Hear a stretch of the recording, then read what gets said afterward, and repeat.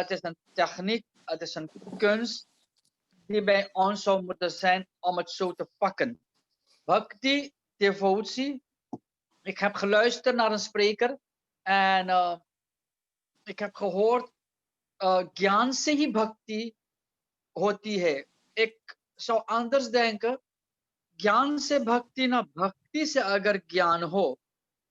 Bhakti, dat is devotie, kennis middels devotie. Op grond van devotie, als wij kennis vergaren, kennis opnemen, dan zou er een ander beeld ontstaan dan Gyan se Bhakti. Dat is een verschil. Dus, en Vairagya tot baad mee ai, Vairagya die komt later, dat is onthechting. Dat is de consequentie van Bhakti Gyan, is Vairagya. Het is iets om goed te begrijpen. Ik heb het in mijn leven gezien. Het is goed om toe te passen. दुनिया को त्यागने की जरूरत नहीं है. Je hoeft de wereld niet achterwege te laten. Je hoeft niet weg te rennen van de wereld, van de materiële wereld. Je kan in de materiële wereld zijn. Goed gebruik maken van de materiële wereld. En toch ben je in de positie van vairagya. Het is eigenlijk iets wat de mens zou moeten begrijpen. To bhakti, devotie. Je maakt jezelf nederig, toegewijd. En alle kennis wat we daar gaan opnemen, gaat totaal zuiver zijn. We kunnen niet missen. En उसके बाद hebben wij een techniek om, ondanks in de materiële wereld, onthecht te leven. Ik denk dat ik duidelijker ben. Ja, dank u Pandit. Ik wilde een gentle reminder zetten dat wij doen dit als een literatuurlezing. En het is net als de zon schijnt voor iedereen. En iedereen observeert de zon op een andere manier. Dus dit is mijn persoonlijke opinie, dat ik heb kunnen vormen toen ik las. En ik heb gelezen omdat er waren andere redenen. Maar goed, gelezen hier en daar, zonder sankala. En dacht ik, jongen, het zou goed zijn om samen te lezen, you know. Zo is het gekomen met het groot denken van Gopeshji en Pandit Rushil en Pandit Kanhai en u ook. U heeft ons zoveel begeleiden achter, u blijft ons begeleiden achter de gordijnen. Dus dit is een gentle reminder nogmaals dat we het als een literatuur lezen. En we willen veel meer doen, maar de katha is er nog niet. Maar uitleg zal er nodig zijn. En we zijn dankbaar voor dat. Maar we gaan het even als een literatuur lezen. Want dit is een mol. Misschien kunnen we dat aan het einde bespreken. Ik zie dat Pandit Ramroep ook al is ingelogd. Ja. Welkom Pandit. En misschien kunt u dus dan beginnen met het lezen van de Mahatmya. En ieder ander deelnemers worden van harte welkom geheten nu. Ja, Pandit, u kunt beginnen. Pandit सभी को मेरा सादर प्रणाम. जय श्री कृष्णा. पंडित जी, पालकी en de overige leden, आप सभी को स्वागत है, welkom. Ik heb begrepen, vorige week was ik er niet. Pandit Kanhai heeft het eerste hoofdstuk afgerond. En vandaag beginnen wij het tweede hoofdstuk. De tweede hoofdstuk, zoals Pandit Devkumar zei, gaat over Bhakti ka dukh dur karne ke liye Narad ji ka udyog. Dus dit begint bij Narad, de zoon van Brahma. En hij zegt ten eerste: Vritha khedaya se bale aho chinta tura katham Shri Krishna charanam bhojam smara dukkham gamishyati. Narad बोले, तुम व्यर्थ ही आपने को क्यों खेद में डाल रही हो? अरे तुम इतनी चिंतातुर क्यों हो? भगवान श्री कृष्ण के चरण कमलों का चिंतन करो, उसकी कृपा से तुम्हारा सारा दुख दूर हो जाएगा। Vertaald, ik zal hem door in Nederlands lezen, in Hindi lezen en dan vertaal ik het in 1 keer. जिन्होंने कौरवों के अत्याचार से द्रौपदी की रक्षा की थी और गोप सुंदरियों को सनात किया था, वे श्री कृष्ण कहीं चले थोड़े ही गए हैं। फिर तुम तो भक्ति हो और सदा उन्हें प्राणों से भी प्यारी हो। तुम्हारे बुलाने पर तो भगवान नीचों के घर में भी चले आते हैं। Hier hebben ze een zeer bijzondere vergelijking gemaakt, want Narad zegt aan Bhakti dat waarom zet Bhakti zichzelf in zo'n dilemma. Narad beweert dat Bhakti zo op een climax is dat जब भक्ति रही तो भगवान चाहे दरिद्र के पास रहे, चाहे धनवान, चाहे जेकर er wordt geen onderscheid gemaakt. बोले भगवान गोप सुंदरियों को सनात किया. En de bhaktis zijn bij de goop sundari. Toen bichard ge, later zullen we in de dasam skand dit tegenkomen, dat van de gopis. En dit is uit de Padma Purana gehaald, dit stukje, waarbij de gopis in Viraha uit verdriet dit uiten aan Naradji. En Narad zegt van waarom betreuren jullie dat? En dan zegt Narad verder, सत्य त्रेता और द्वापर इन 3 युगों में ज्ञान और वैराग्य मुक्ति के साधन थे, किंतु कलयुग में तो केवल भक्ति ही ब्रह्म सायुज्य की प्राप्ति कराने वाली है. In de afgelopen 3 yugas is bhakti, ज्ञान en vairagya, middels lezen, middels mediteren, tapasya, en vairagya is tyaga, verlossen van alles, een methode geweest om mukti te bereiken. Maar in de Kalyug is dat alleen bhakti. Middels bhakti kunnen wij de Brahma Sayujya, de moksha, bereiken. Goed, और कोई भी पढ़ी? Ik ben bij 4. Pandit ji, आप सहायता यदि करियो. Heeft u dat boek bij u? Uw microfoon is uit. Zal ik het op de scherm krijgen? Ik weet niet of je zo gaat kunnen lezen. Ik doe mijn best. Hoe werd het vorige week? Zou ik het... Er verscheen een die screen sharing. Ja, हम ना कर Hmm. Pila omdat ik met mijn mobiel op die dingen ben en op mijn laptop heb ik die scherm aangemaakt. Nou man, dit gaat moeilijk Misschien worden. kunt u afronden en dan andere keer kunt... Oké, dan Pandit ji, gaat u aan het eind een samenvatting in het Hindi naar de luisteraars toe doen. ठीक, verder zegt Narad Muni, यह सोचकर ही परमानंद चिन्ह मूर्ति ज्ञान स्वरूप श्री हरि ने अपने सत स्वरूप से तुम्हें रचा है.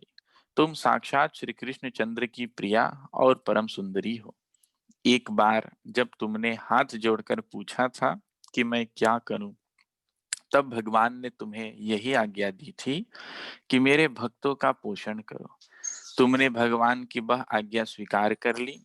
इससे तुम पर श्री हरि बहुत प्रसन्न हुए और तुम्हारी सेवा करने के लिए मुक्ति को तुम्हें दासी के रूप में दे दिया और इन ज्ञान वैराग्य को पुत्रों के रूप में. dus ये अध्याय में दिखावे है कि भक्ति कितना belangrijk है. Die vergelijking die ze hier hebben gemaakt over die bhakti, hebben ze gezegd dat ज्ञान en vairagya पुत्र है भक्ति के. ठीक, और बोले तुमने भगवान की वह आज्ञा स्वीकार कर ली, इससे तुम पर हरि बहुत प्रसन्न हुए और तुम्हारी सेवा भगवान भी सेवा करे. केकर सेवा? तो बोले भक्ति के सेवा, और मुक्ति को तुम्हें दासी के रूप में दी. एंड मुक्ति is the slaaf van bhakti. Dat is wat hier beschreven is door Vedavyas ji. तुम अपने साक्षात स्वरूप से वैकुंठ धाम में ही भक्तों का पोषण करती हो। भूलोक में तो तुमने उनकी पुष्टि के लिए केवल छाया रूप धारण कर रखा है। तब तुम मुक्ति, ज्ञान और वैराग्य को साथ लिए पृथ्वी तल पर आई और सतयुग में द्वापर पर्यंत बड़े आनंद से रही। बोले कलयुग में तुम्हारी दासी मुक्ति पाखंड रूप रोग से पीड़ित होकर क्षीण होने लगी थी, इसलिए वह तो तुरंत ही तुम्हारी आज्ञा से वैकुंठ लोक को चली गई। Dus इस समय में जैसे यहाँ बोले is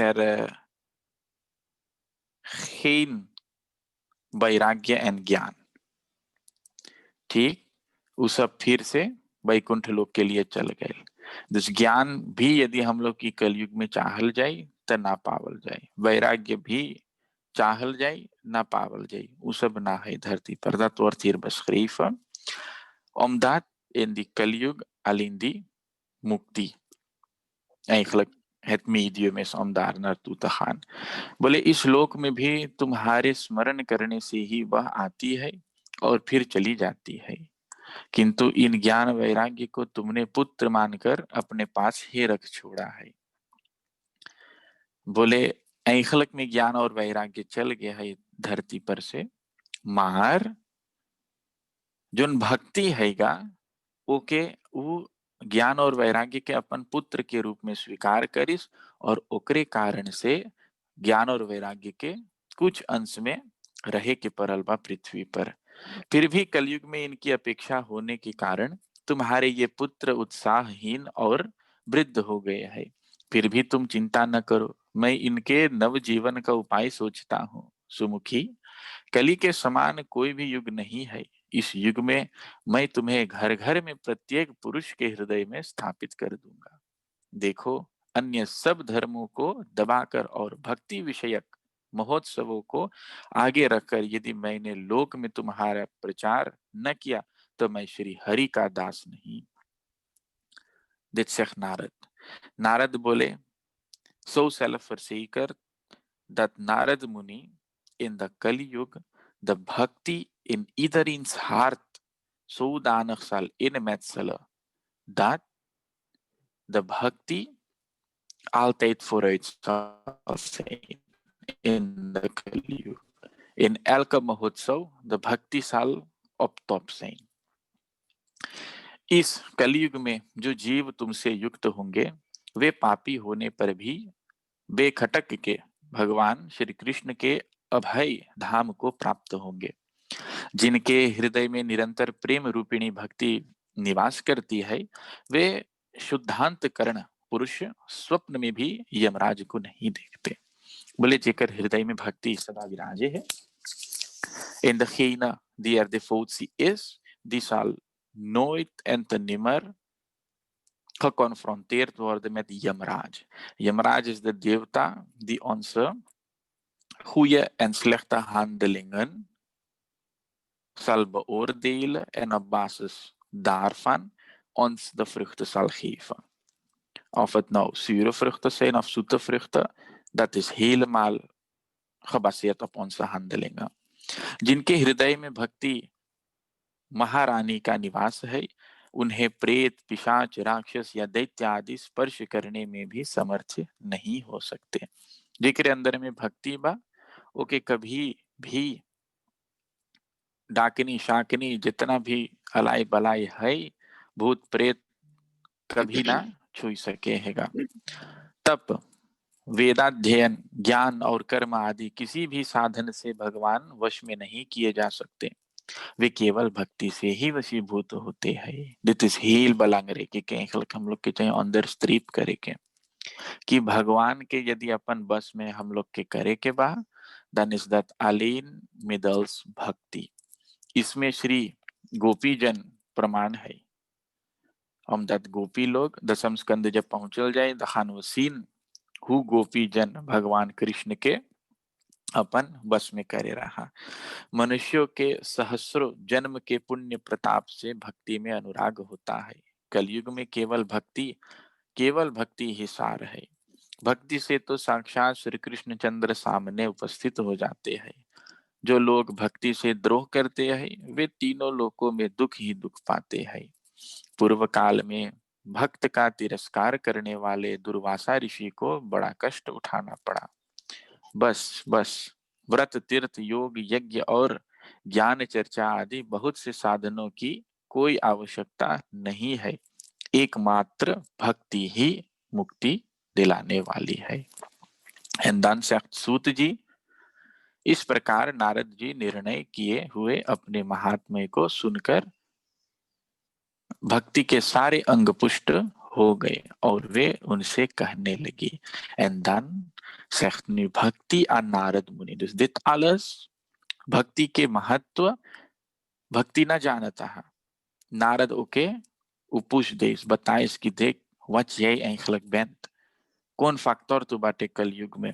और तब अब भक्ति नारद मुनि से बोले, नारद जी आप धन्य है, आपकी मुझ में निश्चल प्रीति है। मैं सदा आपके हृदय में रहूंगी, कभी आपको छोड़कर नहीं जाऊंगी। साधु, आप बड़े कृपालु है, आपने क्षण भर में ही मेरा सारा दुख दूर कर दिया। किंतु अभी मेरे पुत्रों में चेतना नहीं आई है, आप इन्हें शीघ्र ही सचेत कर दीजिए, जगा दीजिए। En dan zegt Soetji verder. De Soetji vertelt de samwad, de conversatie tussen Narad Muni en भक्ति। nu zegt Soetji verder, भक्ति के ये वचन सुनकर नारद जी को बड़ी करुणा आई और वे इन्हें हाथ से हिला डुलाकर जगाने लगे। फिर इनके कान में पास मुंह लगाकर जोर से कहा, ओ ज्ञान जल्दी जग पड़ो, ओ वैराग्य जल्दी जग पड़ो। फिर इन्होंने वेद ध्वनि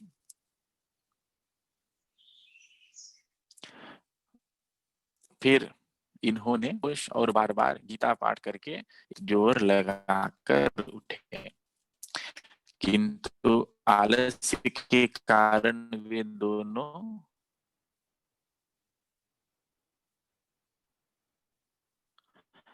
आलस्य के कारण वे दोनों नेत्र उघाड़ कर देख भी नहीं सके। इनके बाल बगलों की तरफ सफेद हो गए थे, उनके अंग प्राय सूखे काठ के समान निस्तेज और कठोर हो गए थे।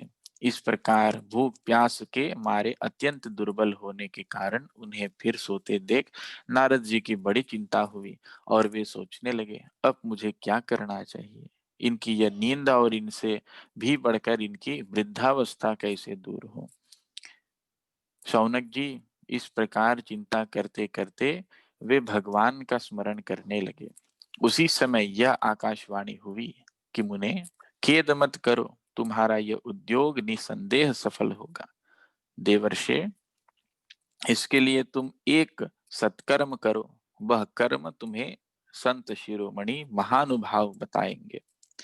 उस सत्कर्म का अनुष्ठान करते ही क्षण भर में इनकी नींद और वृद्धावस्था चली जाएगी तथा सर्वत्र भक्ति का प्रसार होगा।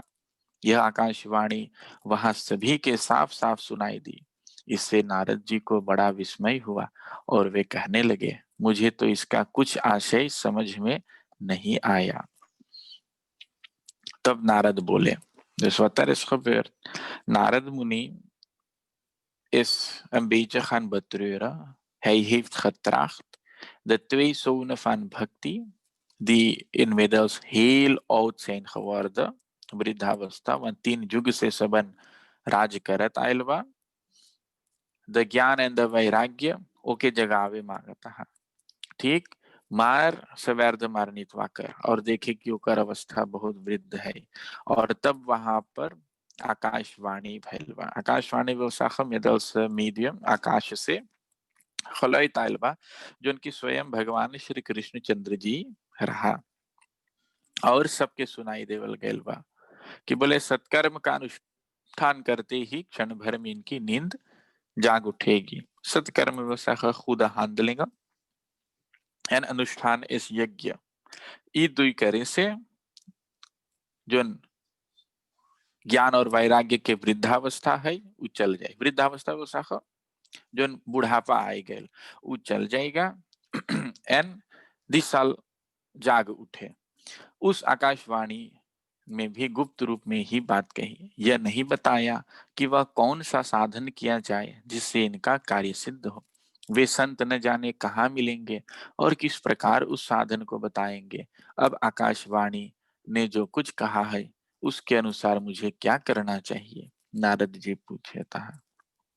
तब शौनक जी बोले, सूत जी बोले, शौनक आदि 88,000 ऋषि से, शौनक जी तब ज्ञान वैराग्य दोनों को वही छोड़कर नारद मुनि वहां से चल पड़े।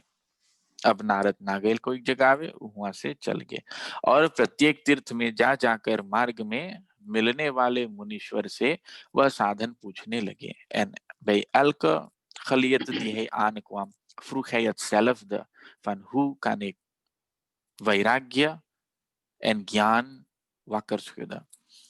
उनकी उस बात को सुनते तो सब थे, किंतु उसके विषय में कोई कुछ भी निश्चय उत्तर नहीं देता। Niemand gaf antwoord, iedereen luisterde naar hem। किन्हीं ने उस असाध्य बताया, कोई बोले इसका ठीक ठीक पता लगाना ही कठिन है, कोई सुनकर चुप रह गए और कोई तो अपनी अवज्ञा होने भय से बात को टाल टूल कर खिसक गए। Dus hij ging, कोई मुनि बोलता van het is niet wakker te schudden, we gaan dat niet kunnen doen. Een andere munie zei daarna, we gaan het moeten zoeken, we weten niet. En er waren ook een paar die zeiden van nee, we denken niet dat het gaat lukken, dus कुछ बोल करके चल जाता है। त्रिलोकी में महान आश्चर्यजन हाहाकार much गया। लोग आपस में कानाफूसी करने लगे। भाई, जब वेद ध्वनि, वेदांत घोष और बार बार गीता पाठ सुनाने पर भी मुक्ति, ज्ञान और वैराग्य ये तीनों नहीं जगाए जा सके, तब और कोई उपाय नहीं है। Dit is een heel machtige श्लोक। बोले है कि इस त्रिलोकी में हाहाकार मच गया। En zij dachten van, hoe kan het, जहां als door middel van वेद के अध्ययन, द उपनिषद बलेसा, एन बार बार गीता पाठ सुनाने और सुनने पर जब भक्ति, ज्ञान और वैराग्य ना जगल, तब बोले एकर कोई और उपाय ना हैगा। स्वयं योगीराज नारद को भी जिसका ज्ञान नहीं था, उसे दूसरे संसारी लोग कैसे बता सकते हैं। इस प्रकार जिन जिन ऋषियों से इसके विषय में पूछा गया, उन्होंने निर्णय करके यही कहा कि यह बात दुसाध्य ही है। दुसाध्य wil zeggen het is heel moeilijk te bereiken। तब नारद जी बहुत चिंतातुर हुए और बदरी वन में आए। ज्ञान वैराग्य को जगाने के लिए वहां उन्होंने यह निश्चय किया कि मैं तप करूंगा। Dus nu heeft Naradji gezegd, ik zal een tapasya ondergaan, zodat ik toch ज्ञान en वैराग्य wakker kan schudden। इसी समय उन्हें अपने सामने करोड़ों सूर्यों के समान तेजस्वी सनक आदि मुनीश्वर दिखाई दिए। इन्हें देखकर वे मुनि श्रेष्ठ कहने लगे, en tijdens zijn tapasya heeft hij voor hem een zeer bijzondere licht, net als crore सूर्य, miljoenen zonnen tegelijkertijd met die teej, die straling, zo'n bijzondere straal heeft hij dan ontvangen en Sanak Adi Munishwar के देखिस बा, Sanat, Sanandan, Sanatan और Sanat Kumar। Deze zijn de eerste 4 मानसपुत्र van Brahma ji. इसके विषय में अभी पहला अध्याय में आएगा कथा। सृष्टि के जब gedeelte आएगा। Dus maar Brahma के पुत्र है, deze 4 betuk zijn korte jongens die zonen zijn van भगवान ब्रह्मा जी। En oké देख के नारद बोले कि महात्माओं, इस समय बड़े भाग्य से मेरा आप लोगों के साथ समागम हुआ। आप मुझ पर कृपा करके शीघ्र ही वह साधन बताइए। आप सभी लोग बड़े योगी, बुद्धिमान और विद्वान हैं। आप देखने में 5-5 वर्ष के बालक से जान पड़ते हैं, किंतु हे पूर्वजों के भी पूर्वज, आप लोग सदा वैकुंठ धाम में निवास करते हैं, निरंतर हरि कीर्तन में ही तत्पर रहते हैं। भगवल्ली लाल मृत का रसास्वादन कर सदा उसी में उन्मत्त रहते हैं और एकमात्र भगवत कथा ही आपके जीवन का आधार है। हरि शरणम, ऐसे यह वाक्य सर्वदा आपके मुख में रहता है। इसी से काल प्रेरित वृद्धावस्था भी आपको बाधा नहीं पहुंचाती। पूर्व काल में आपके भ्रू भंग मात्र से भगवान विष्णु के द्वारपाल जय और विजय तुरंत पृथ्वी पर गिरे गए और फिर आपके ही कृपा से वे पुनः वैकुंठ लोक पहुंच गए। धन्य है इस समय आपका दर्शन बड़े सौभाग्य से ही हुआ। मैं बहुत दीन हूँ और आप लोग स्वभाव से ही दयालु, इसलिए मुझ पर आपको अवश्य कृपा करनी चाहिए। Dus Narad Muni zegt, wie deze 4 zijn, Sanandan, Sanatan en Sanat Kumar, बोले देखने में तो 5 बरिस के बालक है, zoals hij ziet, maar jij bent de voorouderen van onze voorouders. En धन्य है, आप लोग सदा वैकुंठ में रहे। Jullie blijven altijd in de Vaikuntha bij भगवान हरि शरणम। deze वाक्य, deze मंत्र तो लोगन सदा उच्चारण करे। और पूर्व समय में आपके कारण जो द्विगो द्वारपाल रहा भगवान विष्णु के जय और विजय वो तुरंत पृथ्वी तल पर गिर गए रहेगा। ठीक, हिरण्याक्ष हिरण्यकश्यपु, फिर रावण कुंभकर्ण और ऐसे द्वापर में कंस चाणूर। तो ऐसे ओकरे बाद में फिर से सब चल गए वैकुंठ धाम। बोले आप ही के कारण से ये सब कुछ हुआ। तो आप में इतना शक्ति है कि आप तो उन्हें 3 युग के लिए पृथ्वी पर गिरा दिए और फिर बाद में वैकुंठ धाम पहुंचा दिए। एंदान से बताइए, आकाशवाणी ने जिसके विषय में कहा है वह कौन सा साधन है और मुझे किस प्रकार उसका अनुष्ठान करना चाहिए? आप इसका विस्तार से वर्णन कीजिए। भक्ति, ज्ञान और वैराग्य किस प्रकार सुख मिल सकता है और किस तरह इनकी प्रेम पूर्वक सब वर्णों में प्रतिष्ठा की जा सकती है। En dan zegt सनकादि ऋषि, द 4 ऋषि सखदान, देवर्षि आप चिंता न करें, मन में प्रसन्न हो। उनके उद्धार का एक सरल उपाय पहले से ही विद्यमान है। नारद जी, आप धन्य है, आप विरक्तों के शिरोमणि है, श्री कृष्ण दासों के शाश्वत पथ प्रदर्शक एवं भक्ति योग के भास्कर है। आप भक्ति के लिए जो उद्योग कर रहे हैं, यह आपके लिए कोई आश्चर्य की बात नहीं समझनी चाहिए। भगवान के भक्त के लिए तो भक्ति की सम्यक स्थापना करना सदा उचित ही है।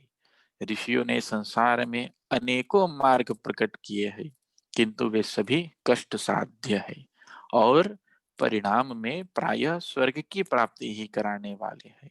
अभी तक भगवान की प्राप्ति कराने वाला मार्ग तो गुप्त ही रहा। उसका उपदेश करने वाला पुरुष प्रायः भाग्य से ही मिलता है। आपको आकाशवाणी जिस सत्कर्म का संकेत किया है उसे हम बतलाते हैं। आप प्रसन्न और समाहित चित्त होकर सुनिए। Dus de 4 ऋषि hebben toen gezegd van Narad ji, आप तो श्री कृष्ण दास के शाश्वत पथ प्रदर्शक है। Hij laat alle devoten van भगवान Krishna hun weg leiden. Dat is Narad Muni. En बोले विरक्त के शिरोमणि, hij is de climax van vairagya. Hij heeft alles losgelaten. En ऋषियों ने संसार में बोले अनेक मार्ग प्रकट किए हैं, maar door die wegen te bewandelen komen wij alleen tot de zwerg. We kunnen niet verder. Maar zone Akashvani बोली उ सत्कर्म, dat zal ik nu zeggen. Dus बढ़िया से सुन कि कौन सत्कर्म का संकेत उ आकाशवाणी करीस है। नारद जी, दे द्रव्य यज्ञ, तपो यज्ञ, योग यज्ञ और स्वाध्याय रूप ज्ञान यज्ञ, ये सब तो स्वर्ग आदि की प्राप्ति कराने वाले कर्म की ही ओर संकेत करते हैं। Drafje yajna, dat wil zeggen, wat wij met ons geld doen, het kost ons veel, उसे यज्ञ करके, ठीक। तपो यज्ञ, यदि हम लोग तपस्या करल जाए, अपने तपावल जाए। योग यज्ञ, यदि हम लोग योग साधन करल जाए। और स्वाध्याय यज्ञ वत वे निदुन वलीस देश फिर यज्ञस, जो उनके ज्ञान यज्ञ भी बोले, दे स्वाध्याय रूप, ये सब तो स्वर्ग आदि की प्राप्ति कराने वाले कर्म की ही ओर संकेत करते हैं। Deze vier zullen ons niet tot verlossing brengen. Dat staat in de Srimad Bhagavatam. अब पहुंचे हम लोग के लिए जाए verlossing। आगे पढ़े के पंडितों ने ज्ञान यज्ञ को ही सदकर्म मुक्तिदायक कर्म का सूचक माना है। वह श्रीमद् भागवत का पारायण है, जिसका गान शुक आदि महानुभावों ने किया। उसको शब्द सुनने से ही भक्ति ज्ञान और वैराग्य को बड़ा बल मिलेगा। इससे ज्ञान वैराग्य का कष्ट मिट जाएगा और भक्ति को आनंद मिलेगा। सिंह की गर्जना सुनकर जैसे भेड़िए भाग जाते हैं, उसी प्रकार श्रीमद् भागवत की ध्वनि से कलयुग में सारे दोष नष्ट हो जाते हैं। Dit is द श्रीमद् भागवतम। एकर ध्वनि केवल सुने से, alleen de geluid van de Shrimad Bhagavat Mahapuran, बोले जो सुने तो समझ ले जैसे एगो सिंह है, dat een leeuw als die begint te brullen, dan zullen al de wolven automatisch wegrennen. En precies zo als de geluiden van Srimad Bhagavad Mahapuran, ook er ध्वनि, de vibraties, de trillingen van de Srimad Bhagavad Mahapuran naar buiten komen in deze Kaliyug, dan zal alle दोष, जितना पाप है, सब नष्ट हो जा, और तब हम लोग निष्पाप हो करके वास्तव में वैकुंठ पहुंच सकल जाए। En dan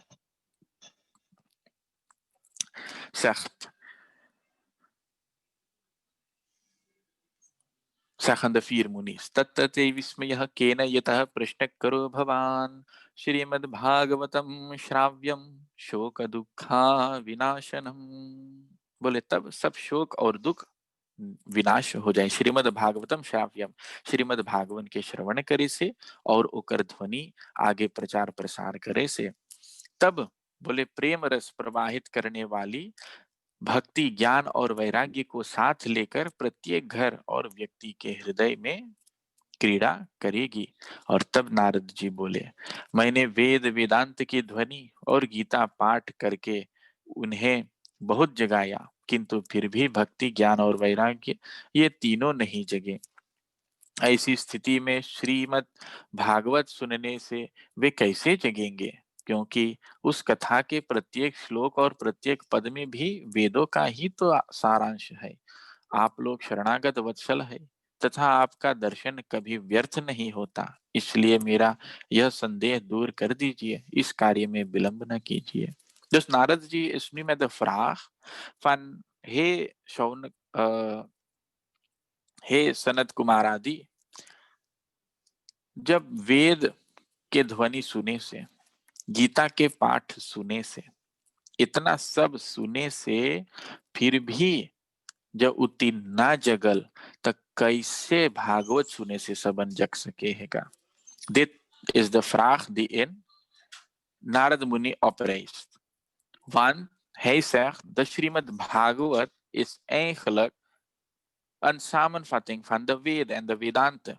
तो कैसे ऐसे जगी और उसे ना जगी। एंड देन सनक आदि ऋषि, द फिर ऋषि श्रीमद् भागवत की कथा वेद और उपनिषद के सार से बनी है, इसलिए उनसे अलग उनकी फल स्वरूप का होने के कारण वह बड़ा उत्तम जान पड़ती है। जिस प्रकार रस वृक्ष के जड़ में लेकर शाखा ग्र पर्यंत रसता है, किंतु इस स्थिति में उसका आस्वादन नहीं किया जा सकता, वही जब अलग होकर फल के रूप में आ जाता है, तब संसार में सभी को प्रिय लगने लगता है। दूध में घी रहता ही है, किंतु उस समय उसका अलग स्वाद नहीं मिलता, वही जब उससे अलग हो जाता है, तब देवताओं के लिए भी स्वादवर्धक हो जाता है। जैसे यहाँ पर तुलना करेगा सनक आदि ऋषि कि जैसे एगो पेड़ है, समझ ले वेद पेड़ है और भागवत ओकर फल है, ठीक। मार जब तक उ फल के हम लोग उ पेड़ में ना तुर के स्वादन करल जाए, बोले तब तक हम लोग ओकर रस ना पावल जाए। ठीक उसी प्रकार बोले जैसे दूध रहे ओमे घी भी रहे, मार यूं ही हम लोग जो देखल जाए तब घी ना दिखाई, जब ओकर तपाई करके उसे अलग करल जाए दूध से, तब हम लोग घी के स्वादन कर सकल जाए। इसी प्रकार यहाँ पर श्रीमद् भागवतम है कि वेद से जुड़ा है, वेद का सार है, किंतु जब तक हम उसका स्वादन नहीं करेंगे तब तक हम वेद की महिमा को भी नहीं जान पाएंगे। खाड़ ईख के और छोर और बीच में भी व्याप्त रहती है, तथापि अलग होने पर उसकी कुछ और ही मिठास हो जाती है। एगो और फोरबिल्टीज कि जैसे एगो suikerriet als wij een suikerriet gewoon eten, hoe zoet die is, dan dat we suiker ervan maken en dan eten. Kunal और मीठा है gewoon केन की ओकर बनावल suiker, that is it। समझ ले वेद आदि जो है that is the suikerriet, and जो भागवतम है जहां यहाँ सनक आदि बोले, समझ ले उ सुकुरु हैगा, शक्कर वही है, वही खातिर ई और मीठा हैगा। ऐसी ही यह भगवान की कथा है, यह भागवत पुराण वेदों के समान है। श्री व्यास देव ने इसे भक्ति ज्ञान और वैराग्य स्थापना के लिए प्रकाशित किया। एंड वेद व्यास जी ई पुराण के रचना इज द लास्ट पुराण that hij heeft geschreven van al de Puranas। काहे के का रचना करीस is omdat deze middels deze hij de भक्ति ज्ञान en वैराग्य duidelijk wilde maken aan de संसार, aan het universum। पूर्व काल में जिस समय वेद वेदांत के पारगामी और गीता की भी रचना करने वाले भगवान व्यासदेव खिन्न होकर अज्ञान समुद्र में गोते खा रहे थे, उस समय आपने ही उनसे 4 श्लोकों में इसका उपदेश किया था। इसे सुनते ही उसकी सारी चिंता दूर हो गई। Dus in het begin is de Srimad Bhagavatam in 4 shlokas alleen gekomen. En dat heeft Narad Muni aan Vedavyas ji gezegd. De 4 shlokas alleen. En die 4 shlokas heeft hij dan verder in zoveel tientallen duizenden shlokas uitgebreid. Maar de oeroude Bhagavatam die Narad ji heeft gegeven aan Vedavyas ji bestaat uit 4 shlokas alleen। De 4 shlokas kan ik aan het eind voor jullie oplezen। इसे सुनते ही उनकी सारी चिंता दूर हो गई। फिर इसमें आपको आश्चर्य क्यों हो रहा है? जो आप हमसे प्रश्न कर रहे हैं, आपको उन्हें शोक और दुख का विनाश करने वाला श्रीमद् भागवत पुराण ही सुनाना चाहिए। En dan zegt Narad, Yaddarshanam cha vinihantya shubhani sadyah shreyastano dibhava dukkha dvarditanam nishesha shesha mukha gita kathai kapana prema prakash krite sharanam gatosmi। है शेख महानुभावों, आपका दर्शन जीव के संपूर्ण पापों को तत्काल नष्ट कर देता है, और जो संसार दुख रूप दावानल से तप हुए उन पर शीघ्र ही शांति की वर्षा करना है। आप निरंतर शेष जी के सहस्र मुखों से गाए हुए भगवत कथामृत का ही पान करते रहते हैं। मैं प्रेम लक्षणा भक्ति का प्रकाश करने के उद्देश्य से आपकी शरण लेता हूँ। जब अनेकों जन्मों के संचित पुण्य पुंज का उदय होने में मनुष्य को सत्संग मिलता है, तब वह उसके अज्ञान जनित मोह और मद रूप अंधकार का नाश करने के विवेक उदय होता है। श्री पद्म पुराण उत्तरखंडे श्रीमद् भागवत महात्म्ये कुमार नार संवादे नाम द्वितीयोध्यायः। जय Shri Krishna. Dit is Hans tweede hoofdstuk geweest. पंडित जी, आप कुछ सारांश में बताई दो। धन्यवाद।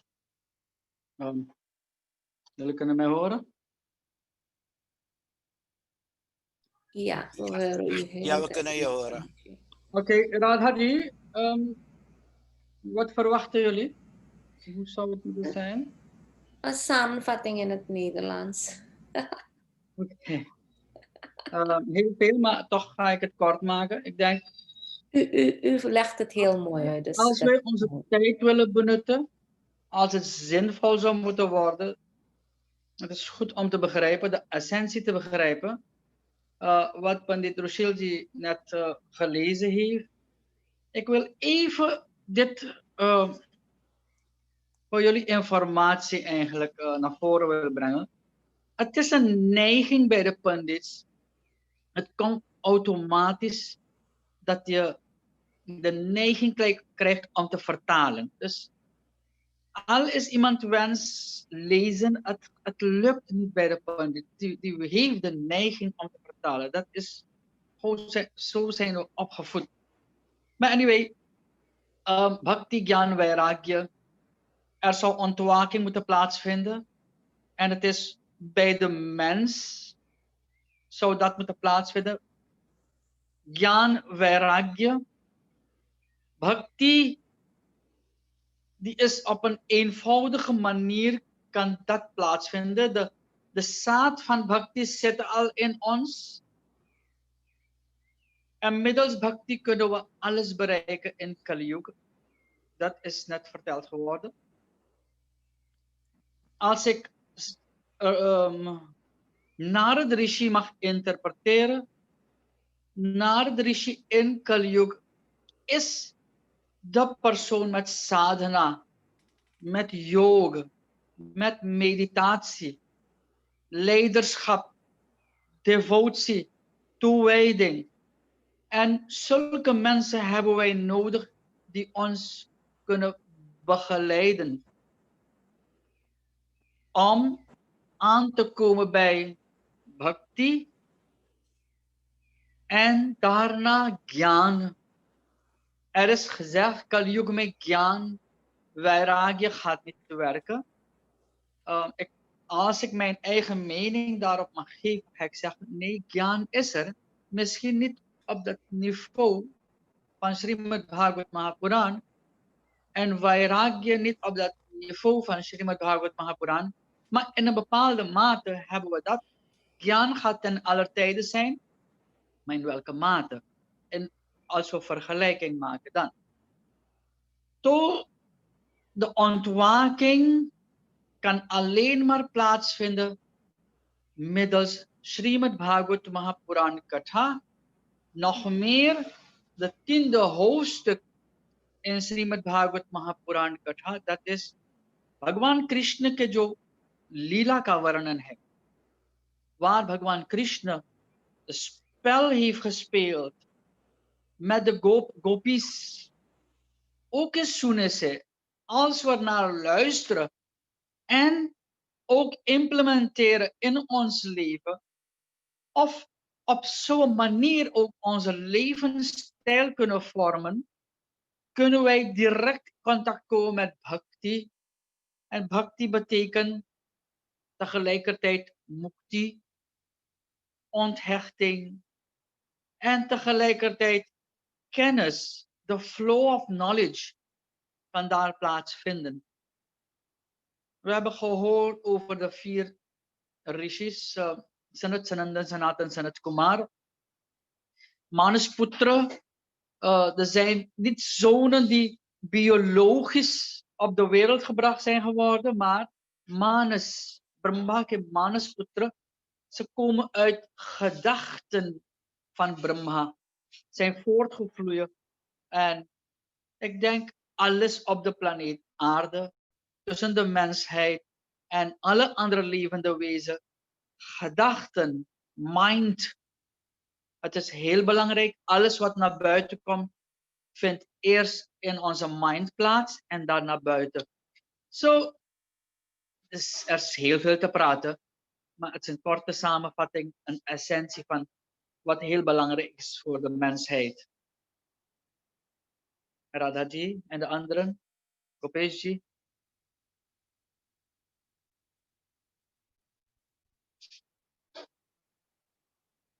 Ik hoor niemand. Hartelijk dank Panditji, बहुत धन्यवाद.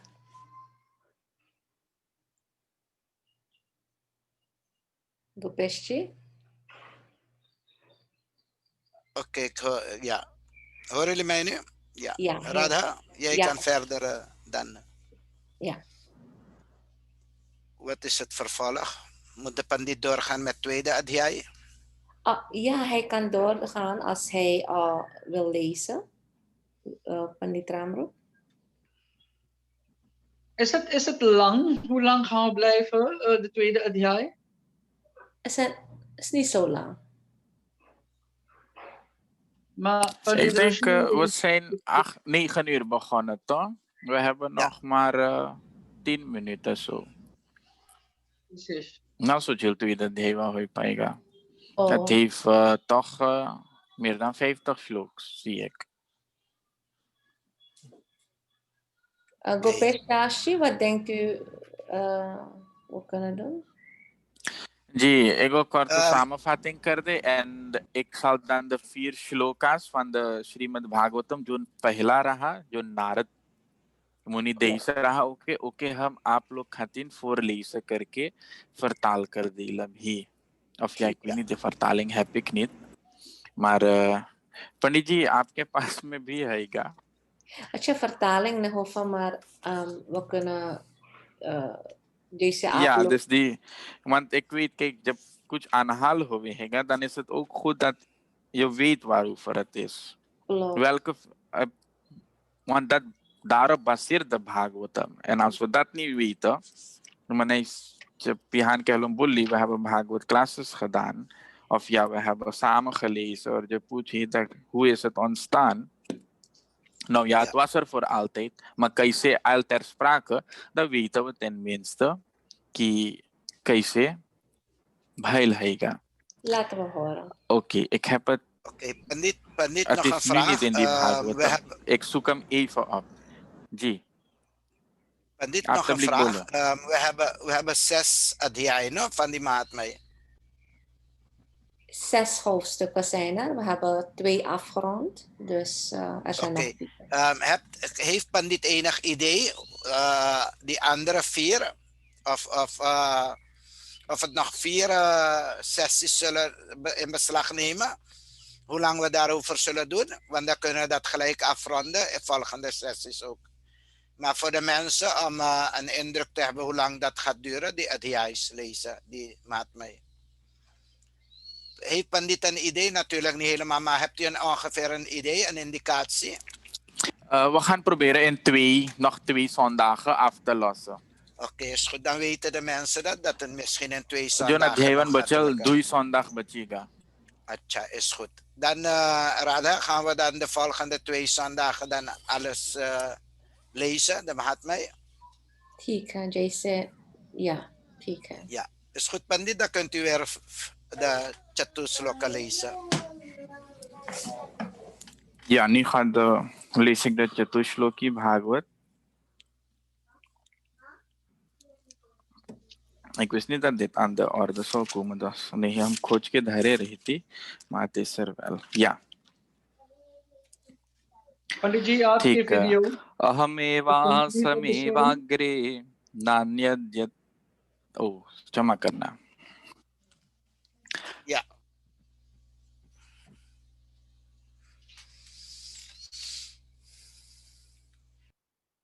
Audio Pandit ji, audio.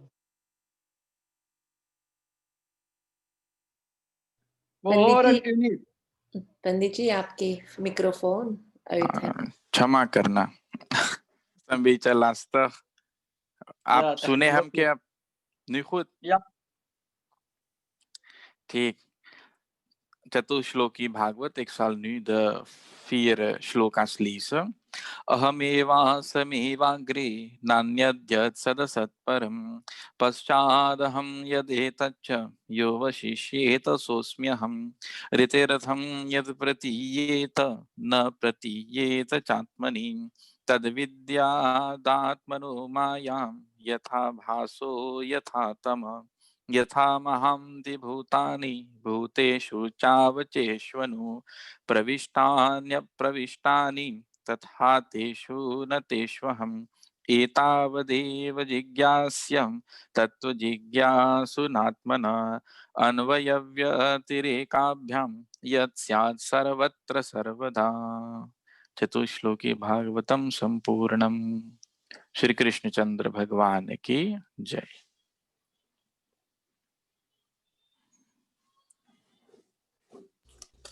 Hebt u ook nog een uitleg over de 4 slokas, Pandit, in Hindi? Nee, हमें ना हैगा uitleg होकर. O Hindi में नहीं vertaal करना चारों. Ik had alleen die shloks hier. Oké, is हो goed. जाएगा uitleg. En de volgende sessie. हो जाएगा Of als u, uitleg ja, हुआ. graag, Maar dan Pandit, graag. हमें भय हैगा कि कहीं कुछ गड़बड़ ना कर दे. Dus die Sanskriet was ook करके हो ही सके हैगा. Laten Ik we een heb het nooit aantekening ergens maken. gelezen. Dus daarom हम ना मांगेला ook करे भी. अच्छा कोई बात ना पंडित, dan kunnen we aantekening maken, kunnen we de Ik volgende छोड़ दे keer. Waljay. Doeser dan हम ukar lebe. Ik ga het opzoeken. De juiste vertaling ervan. En dan हम जरूर से ook करवा देंगे. ठीक है. Oké. We hebben nog een 10 minuten. Ik weet niet hoe lang de ठीक, sessie dan moet duren. denk ik dat we hier eindigen. No? Ja, dat is goed. Als er vragen zijn, Oh opmerkingen. ja, पूछ level Jay. Iets aanvulling of dingen van mensen. Pandit Shri Govind ईमाल इतना भयल शायद कोई के भक्ति ज्ञान वैराग्य के विषय में पूछे के हुई कुछ. Dan meteen हम लोग beantwoord कर सकीला. Ja. Pandit Sugubin, u moet blijven hoor. Ja, ik blijf. Ik weet niet, ik kreeg het gevoel om dit te vragen. De luisteraars, misschien wil iemand reageren. Het is goed om het interessanter te maken en dat zij ook de aandacht krijgen. Ik weet, Radhaji heeft een idee en I don't know, but het is het gevoel wat ik naar voren gebracht heb. Ik weet niet of dat ideaal is.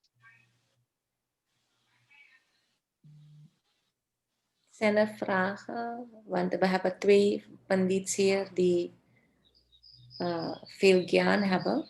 Om dat mooi naar goed uit te leggen. और गोपेश दास जी भी है.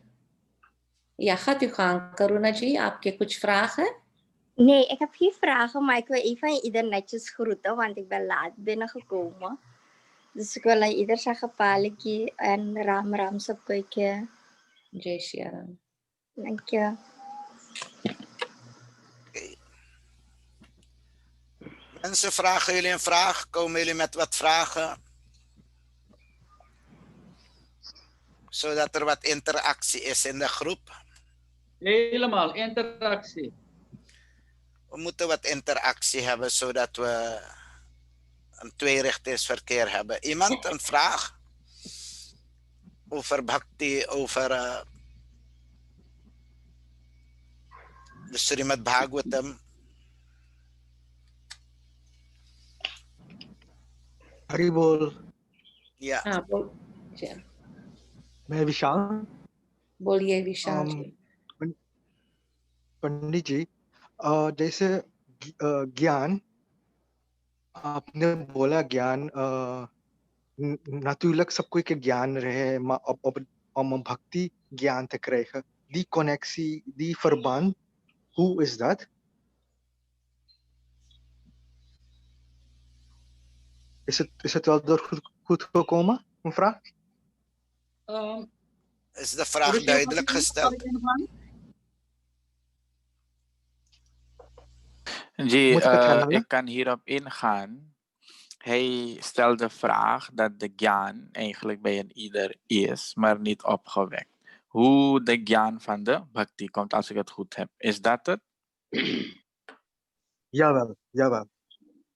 Oké, mag ik ingaan? देखो जो 3 को है okay ठीक पंडित जी आप करो कुछ अनफिलिंग रही तन सही कर बे ओके begonnen. Maar anyway, भक्ति के लिए बहुत ज्ञान की जरूरत नहीं.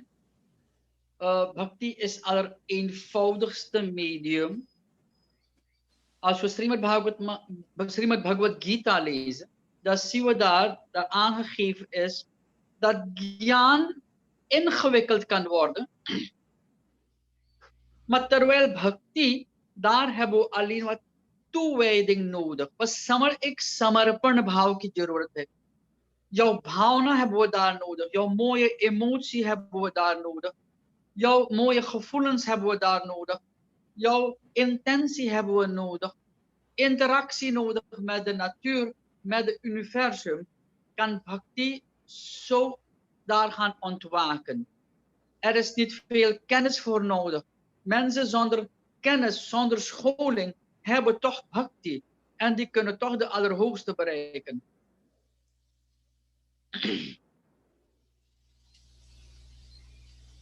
जी Ja, Guruji. Ja, Panditji, ik heb het wel kunnen begrijpen. Ja. Misschien Pandit Rushil ji. ik zie hier ook een vraag van Shalini. Die heeft het gechat.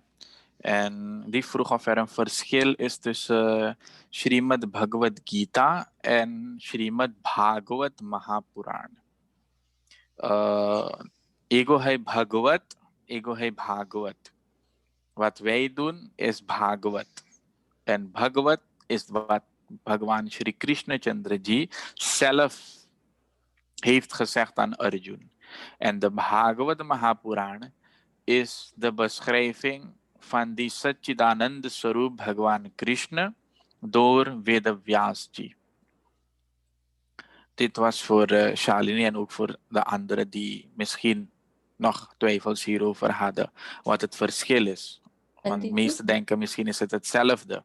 Nee. Panditji, kan ik een beetje aanvulling geven erop? Mag ik? Ji, graag. So, wanneer we Bhagavad Gita lezen, dan daar leren we Bhagwan kennen, wie Bhagwan is. Wat als een, ja, je kan eigenlijk niet weten wie hij is, je moet eigenlijk dieper in veel dingen gaan. Maar als je leest, dan vertelt hij wie hij is.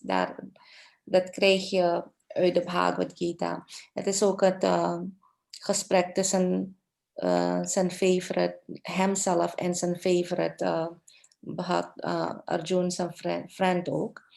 En Bhagavad Mahapuran is Paramatma, wordt verteld hoe Paramatma ons uit de samsara eruit haalt.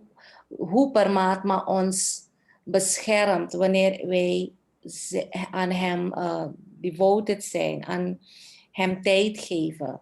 Dus de een vertelt, dit is in het klein hoor, was natuurlijk heel uitgebreid.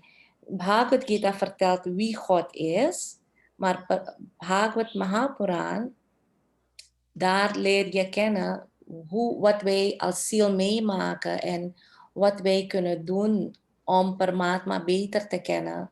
En hoe Paramatma ons, hoe hij ons eigenlijk helpt om uit de samsara te komen. Panditji, wilt u me helpen hierbij? Mag ik? Ja, graag. Oké, mijn zeg op Srimad Bhagavad Mahapuran Katha.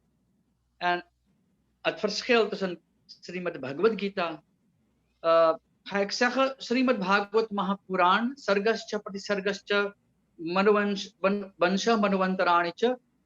Er wordt heel veel gesproken over leiders, over de konings, over de bhaktas. Met heel veel voorbeelden wordt men eigenlijk wijs gemaakt wat bhakti is, wat gyan is, wat vairagya is. Daar wordt er tools, kan je zeggen, in elkaar gezet. Srimad Bhagavad Gita, daar wordt de opdracht gegeven. Luister, u moet nu dit doen. De tools heb je al en nu moet je gebruik maken van de tools. Daar een goede voorbeeld hoe je een pijl en een boog in elkaar kan zetten. Dat weet je nu al. Maar nu, hoe ga je gebruik maken van de pijl en boog? En om tot een doel te bereiken, tot je doel te bereiken, tot een resultaat te komen, Srimad Bhagavad Gita is rechtstreeks kennis. Is geen verhaal van hier en daar, zijweg. Nee, is right to the point. Srimad Bhagavad Mahapuran is op een heel zachte manier deze richting opgaan, die richting opgaan, die persoon contact maken. Zo zijn heel veel aanwijzingen daar. Srimad Bhagavad Gita niet. Right to the point.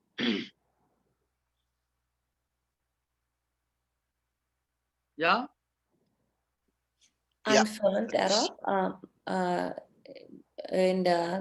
in de TM movement, en ik denk dat Gopesh kan straks meer vertellen, maar hoe wij hier ook van Maharshi hebben begrepen, dat er is een mooie boodschap gegeven in Bhagavad Gita, is dat Arjuna had een perfecte, mooi gevormd hart en een perfect intellect, maar beide waren niet samen bij elkaar. Dus hij moest de techniek leren van Paramatma om te transcenderen, om ze samen te brengen. En keer op keer bleef hij de vragen stellen en Paramatma heeft hem dus ook zodanig hem aangepakt dat hij die vragen ook stelde. Dus daarop kreeg hij het antwoord dat hij moest gaan transcenderen. En daar heeft hij dus zijn hart en mind bij elkaar gebracht om dan zijn pijl te pakken en dus tot actie te gaan. Dus gewoon aanvullend. Dank u wel, Panditji. Gopesh Das. Ja, het verschil tussen de Srimad verschil tussen Srimad Bhagavatam en Bhagavad Gita, zoals uitgelegd door Srila Prabhupada en eigenlijk door de sadhus. Bhagavad Gita behandelt 5 onderwerpen: Ishwar, de allerhoogste God, Jiva-atma, wij levende wezen, Prakriti, natuur, Kaal, tijd en karma, waarvan Ishwar, Jiva-atma, Prakriti en Kaal Sanatan is en karma niet Sanatan is. De andere 4 zijn Sanatan, wat bedoelt eeuwig, en karma niet eeuwig is. En door onze karma zitten we in de materiële wereld. En door onze karma kunnen we ons weer bevrijden en teruggaan naar de spirituele wereld.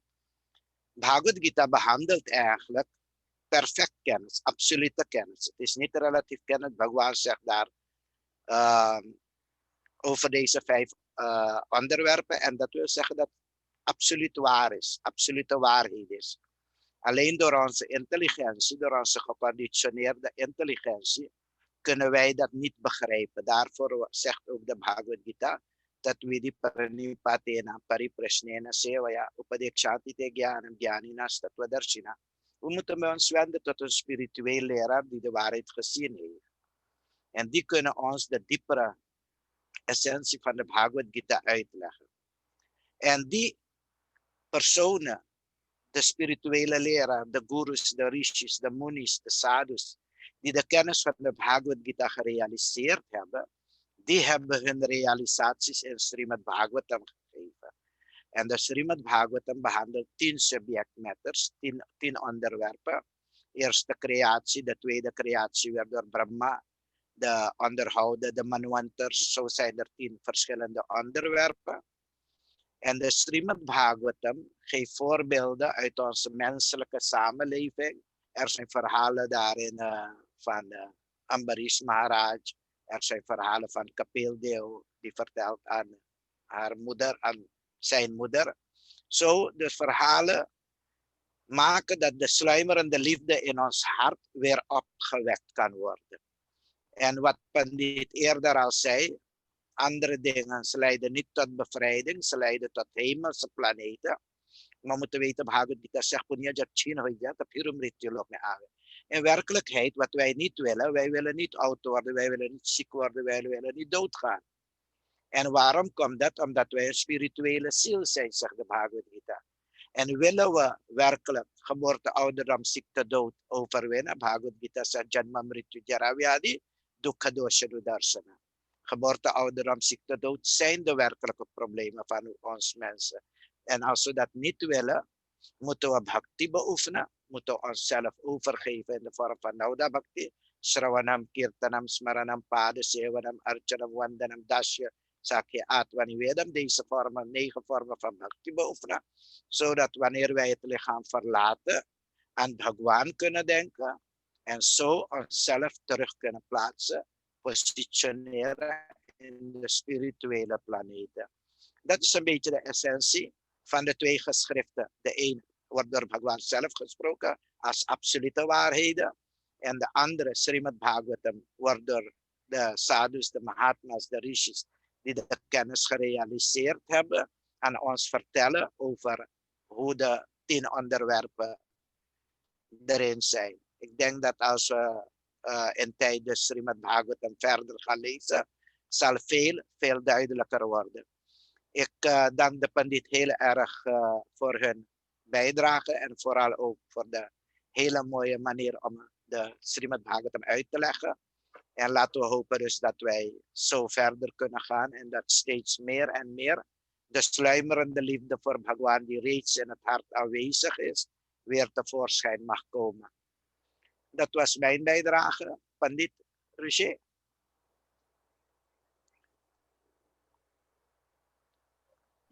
Pandit Rushilji. Ik wil ook jullie bedanken, de participanten ook bedanken. Vooral Radhaji, hartelijk dank. U bent de initiatiefnemer. Pandit Rushilji, hartelijk dhanyavad. Ik denk, we moeten niet vergeten af te sluiten met een prarthana. Ja. Pandit Sugawin, dank u wel om ons te polijsten hier en daar. Als we blijft u dat doen, dank u. En Pandit, Sab Pandit Lonkit Ram Ram or Gopesh Das, uw werk en allemaal die hier zijn en die later gaan luisteren. Oké, wil Pandit Rishi met een prarthana afsluiten? जी ओम कृष्ण त्वदीय पद पंकज पंजरान्ते अद्यैव मे विशतु मानस राजहंसः प्राण प्रयाण समये कफवात पित्तै कंठावरोधन विरौ स्मरणं कुतस्ते। श्री कृष्ण चंद्र भगवान की जय। Mahadev. Tot volgende week allemaal. Hare Krishna. जी Ram Ram. शुभ दिन होवे।